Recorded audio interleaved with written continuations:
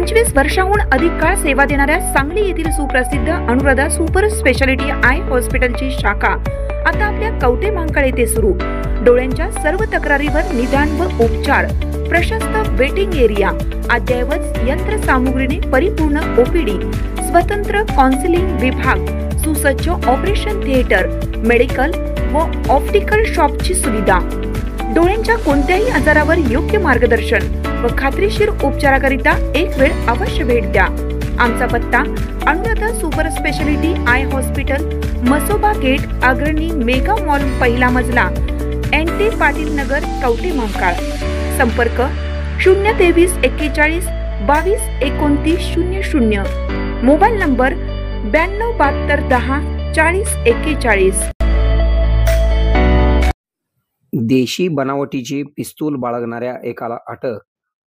विटा शहराजवळ नेवरी रस्त्याला स्वतःजवळ बेकायदेशीर बंदूक बाळगणाऱ्या रणजित प्रल्हाद सरतापे वय 34 राहणार औंध तालुका खटाव जिल्हा सातारा, मूळ राहणार मसवड तालुका मान जिल्हा सातारा याला विटा पोलीस ठाण्याच्या पथकाने अटक केली आहे। त्याच्याकडून 50,000 रुपये किमतीची देशी बनावटीची पिस्टल तसेच लाल रंगाची 50,000 रुपये किमतीची नंबर प्लेट नसलेली स्प्लेंडर असा एकूण 1 लाख रुपयांचा मुद्देमाल पोलिसांनी जप्त केलेला आहे। विटा पोलीस ठाण्याच्या हद्दीत पेट्रोलिंग करीत असताना police head constable Rajendra Bhingardeve व पोलीस कॉन्स्टेबल श्रीकृष्ण सरगर यांना बातमी मिळाली की रणजित सरतापे हा बेकायदेशीर स्वतःच्या ताब्यात अग्निशस्त्र बाळगून नेवरी रस्ता शाहूनगर बोर्डाजवळ थांबला आहे। मिळालेल्या माहितीनुसार पोलीस पथकाने त्याला शिताफीने ताब्यात घेऊन त्याची झडती घेतली असता त्याच्या कमरेस एक देशी बनावटीचे अग्निशस्त्र पिस्टल मिळून आले।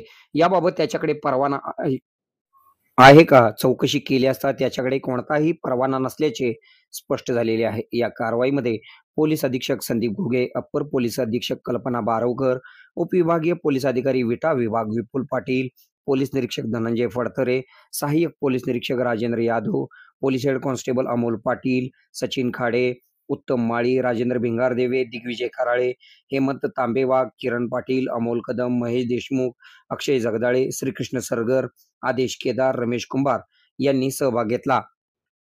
आपल्या भागातील बातम्या पाहण्यासाठी आमचे न्यूज चॅनल सबस्क्राईब करा व फॉलो करा।